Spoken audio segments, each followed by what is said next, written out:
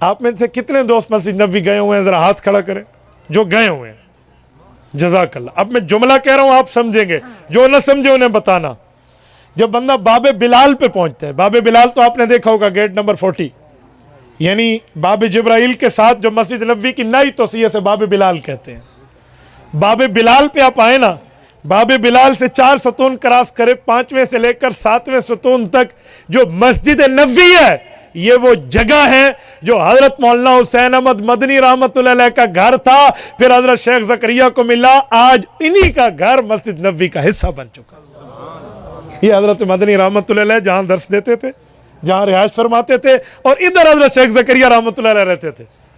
और अल्लाह ने उलमाए देवबंद से क्या खिदमत सर अंजाम दिया यार। मैं एक बात मजीद कहता हूं, ये जब मस्जिद नबवी की तोसी हो रही थी, उस वक्त शाह फहद ये मदीना तैयबा के गवर्नर थे, उस वक्त ये खादिम उल हरमैन नहीं थे। तो मस्जिद नबवी की तोसी के वक्त तवज्जो रखना, जो गए हैं वो समझेंगे। ये जो गेट नंबर 7 से हम दाखिल होते हैं, शारे बाबुस्सलाम से, बाबुस्सलाम की तरफ आने के लिए ये जो पहले गेट है, अभी सलाम के दरवाजे से पहले, ये जगह की तोसी शाह फहद के गवर्नरी के दौर में हुई है। ये मैं 1980 के लगभग की बात कर रहा हूं।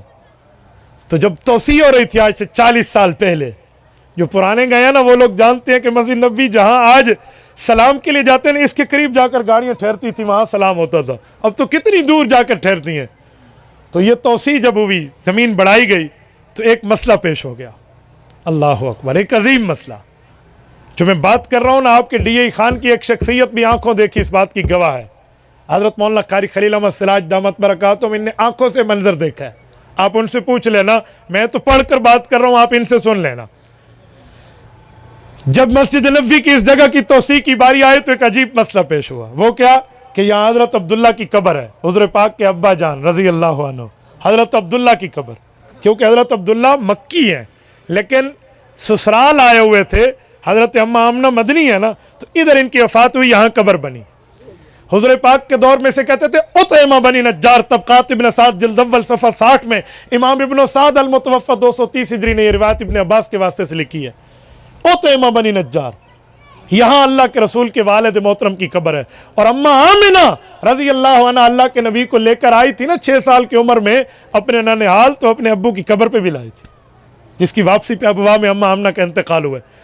इस जगह जब कब्र आई तो अब कब्र मुबारक की कब्र कुशाई का फैसला हुआ कि हजरत अब्दुल्ला की कब्र को जन्नतुल बकी मुंतकिल किया जाए।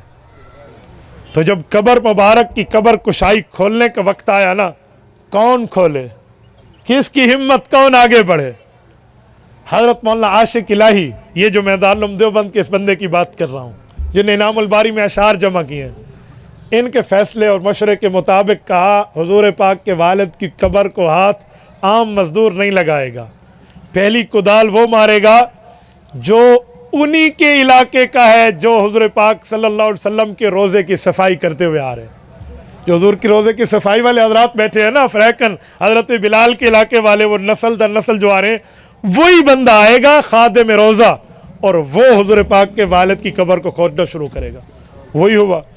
और 1400 साल गुजरने के बाद भी हुजूर पाक के वालिद मोहतरम की कब्र बिल्कुल सही सलामत और जिस्म सलामत था। 18 साल की उम्र में हजरत अब्दुल्ला का इंतकाल है। कहते हैं बाल जो थे ये पूरे लुम्मा जुम्मा और वफरा की हद तक थे, सबसे कानों से बड़े हुए और कंधों से ऊपर इतने इतने बाल थे, बाल तक खराब नहीं हुए। और जिस्म अक़दस को उठाया गया। इन उठाने वालों में हजरत मौलाना आशिक इलाही रहमतुल्लाह अलैह, हजरत मौलाना उबैदुल्लाह अनवर रहमतुल्लाह अलैह, हजरत मौलाना उबैदुल्लाह अनवर मौलाना अहमद लाहौरी रहमतुल्लाह अलैह के फर्जंद हैं, अपने बेटों समेत इनको उठाया, मौलाना अजमल और मौलाना राशिद समेत उठाया। इस पे हजरत शेख ज़करिया रहमतुल्लाह अलैह की शमूलियत, मौलाना आशिक इलाही बरनी की है। और सबसे पहले हाथ उठाने वाला वही रोज़े का खादिम है। ये उठाकर जन्नतुल बकी ले गए हैं। कारी साहब कहते हैं मैंने अपनी आंखों से मंजर देखा है, मैं वहीं था, किताबों में अवला था। ये बंदा है नहीं शायद इस बात का। ये भी अल्लाह पाक ने उलमाए देवबंद के हाथों ये तमाम काम कराए हैं। हदीस की खिदमत भी की है, सीरत की खिदमत भी की है, रसूलुल्लाह की ज़ात अक़दस के मामलात भी आगे बढ़ाए हैं। तो ये हमारे उलमाए देवबंद उलमाए हक़ की खिदमत हैं, जो अहदीस पर भी हैं और हुज़ूर पाक अलैहिस्सलातु वस्सलाम की ज़ात अक़दस पर भी हैं। तबारकल्लज़ी नज़्ज़लल फ़ुरक़ान अला